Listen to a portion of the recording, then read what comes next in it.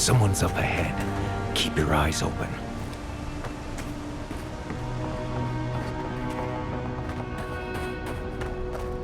My brother. Can it be? Come, stand in the light. Let me look at you. It has been too long. I had feared I was the last of us, but you... Oh, the very sight of you is a balm for the soul. I am the Oracle Sargamis, servant of the once shining god, he whose light has lately dimmed. What brings you to this sacred space?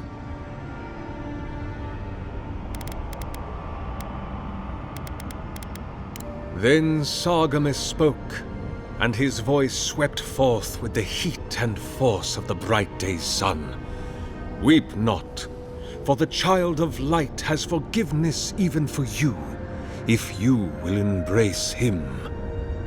I am that same Sargamis. Though it has been some time since a man has knelt before me and begged absolution, as Hamka did. The people do not hold to the gods any longer, and they do not hold to their servants. We live in a time of disbelief. The gods are absent, and have recalled their gifts from the world. Avarice reigns. Acquisition is the faith to which all men bow. But perhaps there is hope. You have read the Book of Verses, and we are here together, if only briefly. In this moment, we are not entirely alone.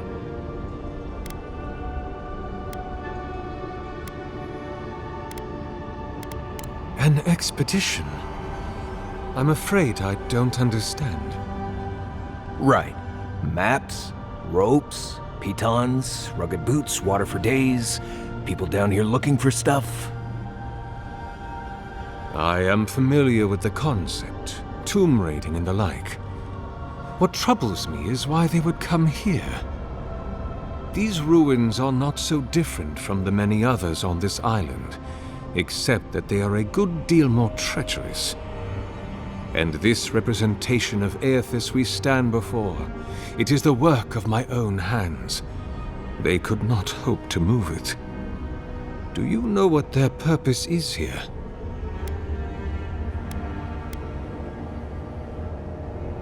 It's a reasonable question, I'll grant you. You must understand, this place has seen so few visitors for so long that I often retreat into my private quarters, to read, you understand, or pray, or sleep. Age has made me slow. I tire easily. I sleep now more hours than I wake. They could have already come and gone, and I would be none the wiser. In any case, you haven't told me what it was they searched for. Or do you not know? Ah, the splinter of Eothas. I suppose it was too much to hope they were here to examine these exquisite ruins. Truly, it is their loss.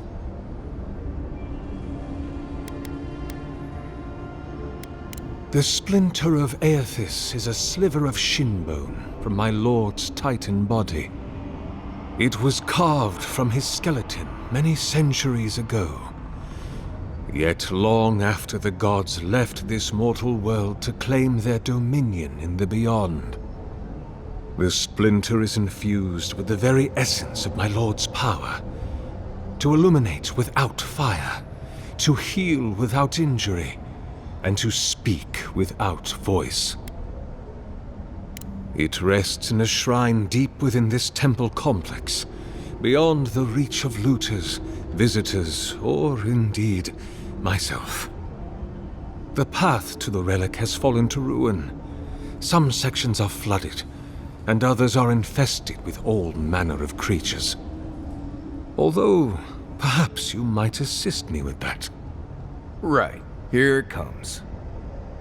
You see, this construction beside us is no mere statue, but a reliquary I have built to house the splinter of Eothas in its appropriate grandeur. It is nearly complete, and ready for the splinter to be interred. But I can no longer reach the relic on my own.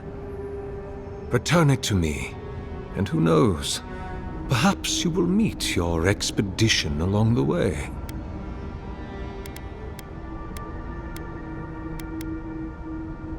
I am most grateful. Oh, and please refrain from touching my statue or devices. May light illuminate your path, brother. I am glad to see you again. To what do I owe the pleasure of your return, brother? Indeed. It has been my obsession these last few years. Hewn by my own hands from stone in Ardra, and no small degree of melancholy. I suspect it will be my last great labor before this body is returned to the earth, and I am returned to my God. And not a library, a clinic, something that might bring a greater good into this benighted world. I leave such projects to the children of Helia, Margarin, even Wal in their way. No, a statue is what my lord deserves. A graven image for a remorseless god. Cold as winter light, distant as the tallest peaks of the White March, fit only for he who stares at history and does not blink. What an impertinent question! Indeed, my soul has dwelled in this form for centuries, beyond even the lifespan of the longest-lived elf. My lord Eothas inspired my birth in the same year the kingdom of Adir was founded. You might say my birth heralded the empire you now serve. Many, yes. Some that inspired awe, others dread. For a time, I proselytized among the colonists who first settled Glanfath. I held the door of my parish church against an onslaught of Glanfathan raiders, and I watched them fall prostrate before my light. I tended the wounded in the Broken Stone War, the War of Black Trees, the War of Defiance, and in many wars that were never given the dignity of a name, and since have been forgotten. I can hardly recall them anymore.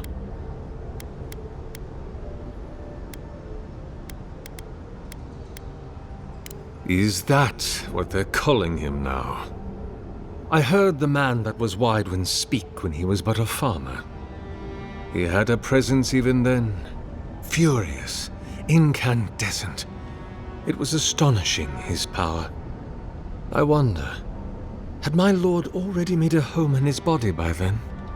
Did my lord share with Widewin his plans to wage a pointless, bloody war while wearing the poor man's face? What a grave injustice, to have your body stolen and be made into a saint. Tragic Widewin. Pitiable Widewin. I grieve for what became of him.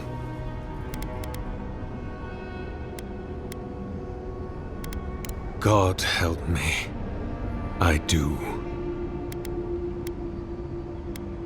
About 630, yes. Give or take a decade. One does lose count. The Deerwood has been a troubled place since the very moment of its inception. Conflicts erupted as regularly as spring flowers, to bloom and die as swiftly. So, there is always some dark corner in need of light, if you'll indulge me in the metaphor. Truthfully, I had been jailed for proselytizing in Colklin, and it was to the colonies I was exiled. So it was the deer wood or death.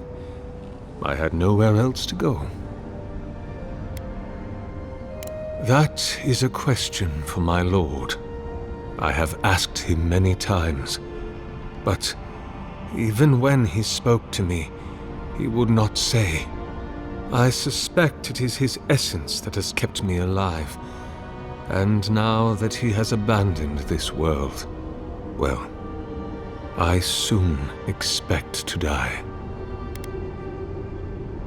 In prayer, in dreams, as I ate and loved and labored, his voice was a constant murmuring in my ear. But when I spoke to him, he never did reply. So, do not mistake his talking for a conversation. He only wanted to be heard.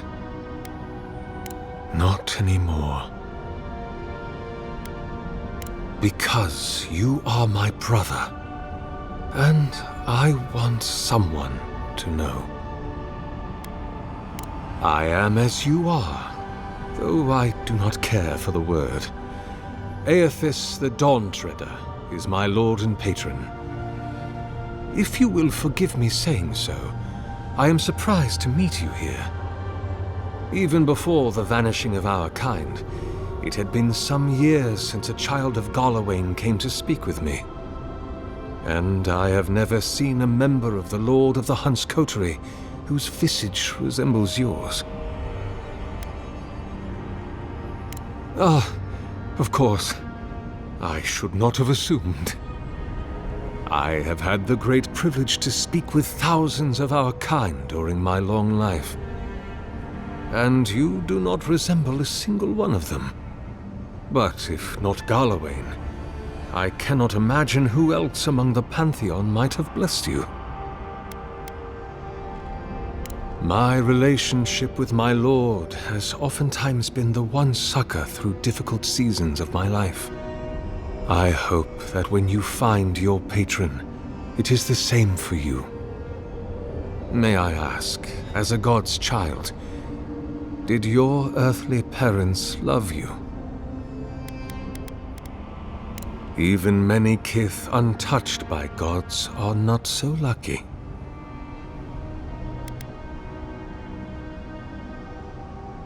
There are many theories, which the holy and learned of Eora have only just begun to argue. But you did not ask me for theories. Frankly, I do not know for certain. However, I believe the gods are preparing for war. A war of all against all. A struggle between destiny and design. Who yokes the soul of the world? Whose machinations turn the wheel? Who acts and whom is acted upon? That is the ultimate power, brother. The only power there is.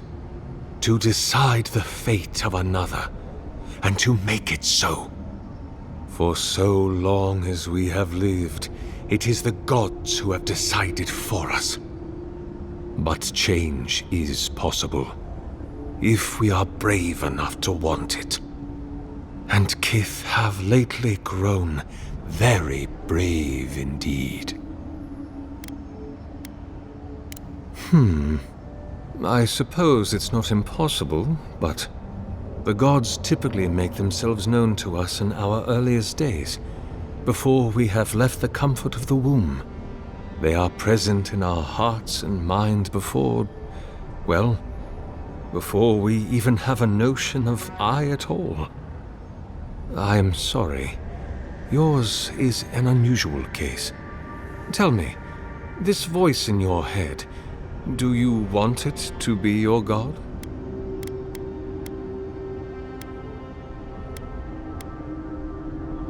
Other than a symptom of madness, you mean?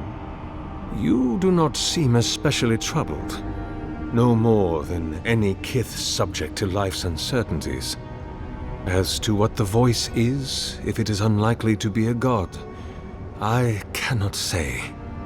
It may be a particularly powerful soul attempting to control you, or the echoes of a past life.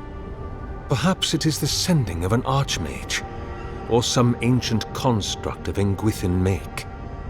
Or it may just be the beginnings of the Dream Scourge. Whatever this voice is, I suspect only an expert in souls can say. Be welcome, for you have found it. People like you and I once sought this place in moments of spiritual turmoil, when the world and our souls could not find rest. Moments of war, famine, massacres, when those such as us are called upon to speak the gods' wills and to lead. But I have seen not one of us these last 3 years, and it is rare indeed that pilgrims come to pray. Perhaps our meeting now is the work of immortal hands. I pray that it is so.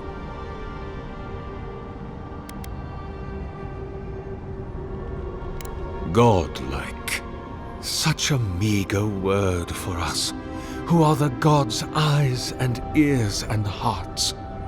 We are the phenomena through which the gods experience the world. We are as like the gods as a finger is like a man. You and I and our raptured brethren, we are the gods themselves. That's all very poetic, but it doesn't answer the question. Is this place special to godlikes? It had been once, when we were legion, but no longer. Our kind came here to find fellowship and understanding, in a world determined to bend us to its purposes.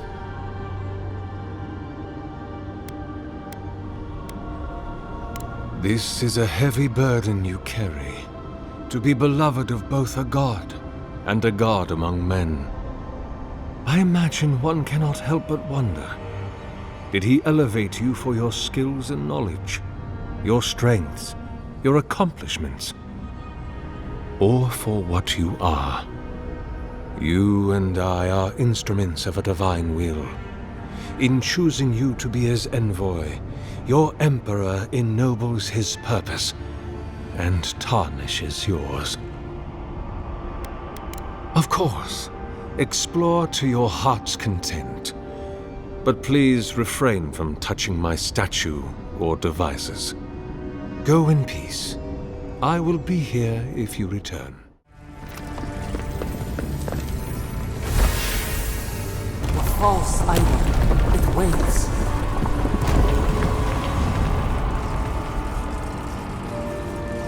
Something's moving in the main chamber. We better get moving too. Oh, we too. The way out must have flooded during that earthquake. Blasted ruins. Well, better a flood than a cave-in.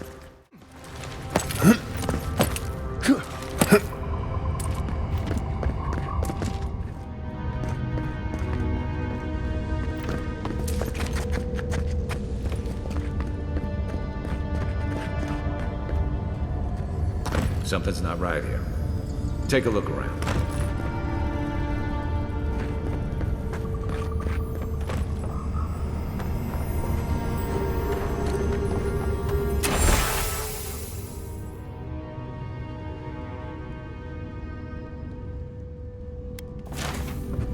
Well, we found the expedition. Looks like they've only been dead a few hours. But how did they get in here? They didn't come the same way we did. I'll remind you we had to swim here. And look, there's no way these people died of natural causes. Murder usually leaves a mark. It's like every member of the expedition team just collapsed.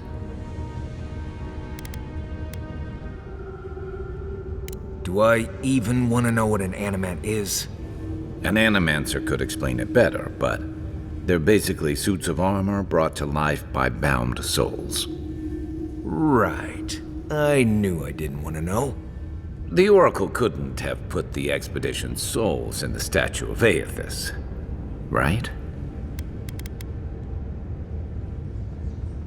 There's still a lot of debate over what even happened at Ukaizo. Perhaps the Oracle knows the truth, or perhaps he's just as lost as we are. Eothas is a dangerous god associated with Eora's bloodiest wars, and he recently killed thousands of people in Deadfire. Now, we have a piece of him, and we're about to face a maniac who wants it desperately. Tread carefully. Even the flood could not stop him. Fealty or sickness. Oracle's up ahead. Be ready for anything. There you are. I worried for you when the earth shook. Lies like wasps. You have been gone some time. Do you carry the splinter of Eothas?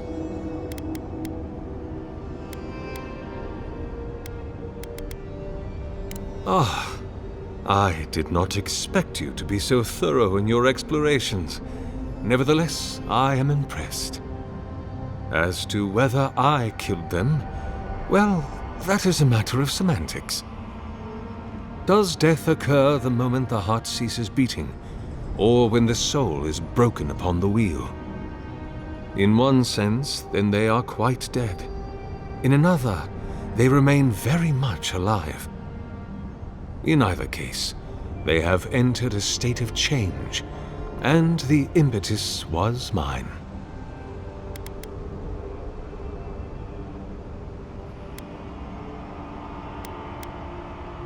Yes, you and you alone see my purpose clearly. You see, I have given them the opportunity to be part of something larger than themselves. With your help, I shall give them a new commission. To prosecute the redemption of a god.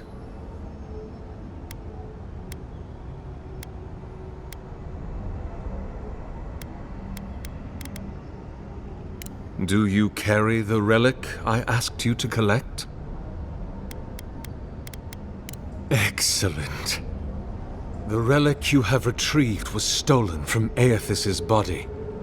He is bound to it, or it to him. And before the events at Ukaizo, he would speak to me through it. He speaks to me no longer, but I believe he resonates with the splinter yet, as I do. If I am correct, when it is placed in the statue, the magnifying power of the Ardra will draw him into it, and he will be trapped. Locked into the reliquary with a chorus of furious souls acting as his conscience. He will finally begin the work of making right all the wrong he has done. All that is left is for you to place the splinter into the statue's chest. Will you do it?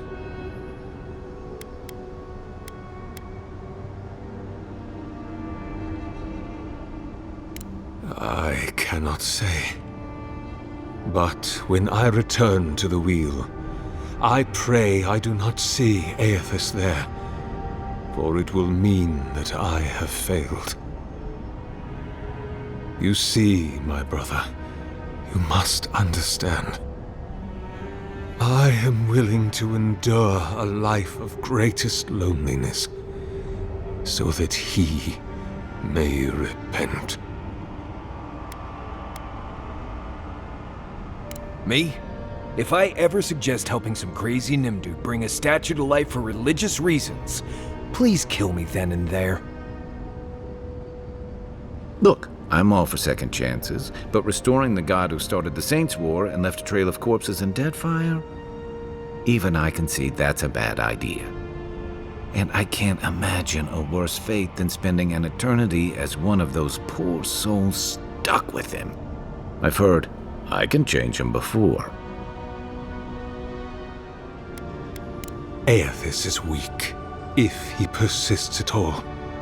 He expended tremendous soul energy manifesting in the body of Moros Nua and marching it across the Deadfire.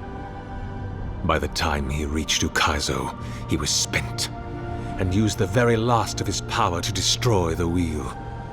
The god that is left is but a wisp of purpose, floating through the beyond.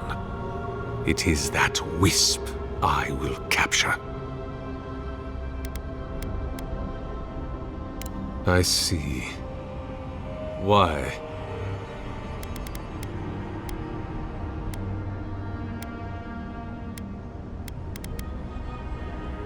Then I shall simply take the splinter from your corpse. I do not wish to pursue violence, but I will if I must. This is the work of my life. Now, the relic, if you please. If it must come to this, so be it. Let's get him! Bravo, Rosie,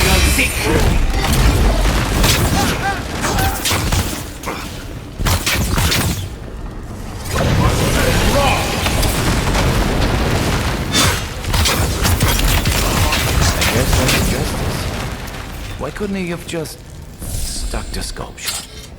Hear us. Follow us. We would speak to you.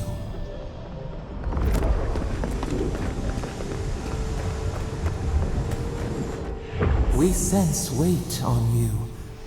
Essence. Yes, we know this melody.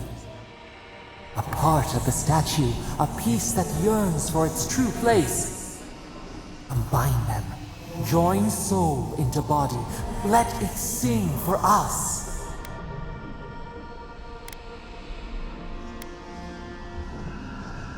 It dreams in colors we have never seen. Would we use it? We cannot know. It must be complete. Feast? Famine? We could not say. The Adra dulls our mind. We sense an acorn. Possibility. What will bloom? We await. Hey, envoy. Back with us?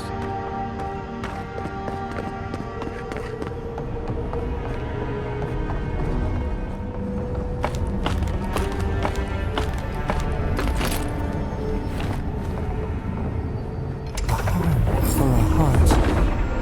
We will speak to you.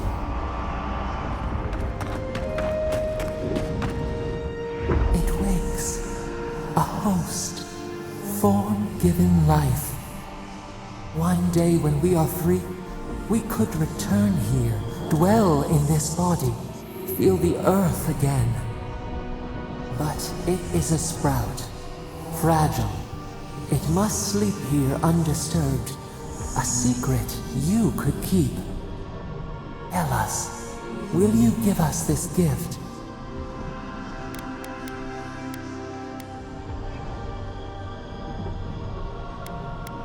We are not sure. Could we touch the world? Walk in the ocean? Sift our fingers through sand? A shard of Adra tethers it to us. Yet it is weak. A quagmire of essence occludes its veins. If we had time to tend it, perhaps we could find a way. This prison holds us, silences us. The years fade like leaves. We have no memory of summer, warm fire, soothing rain. We could walk gently in this body, tend, grow, learn anew. But we must claim it.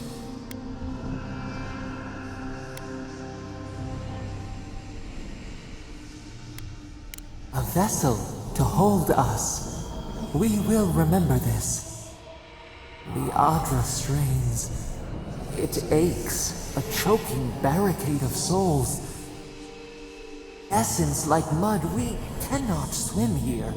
It must be flushed out. Free this obstruction. Then, when our prison bars fall, we will see.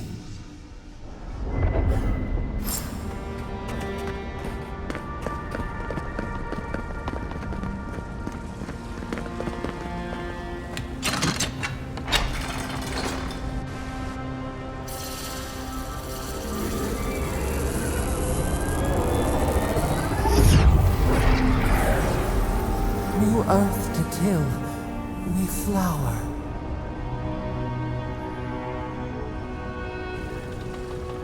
We rest now. We must consider this.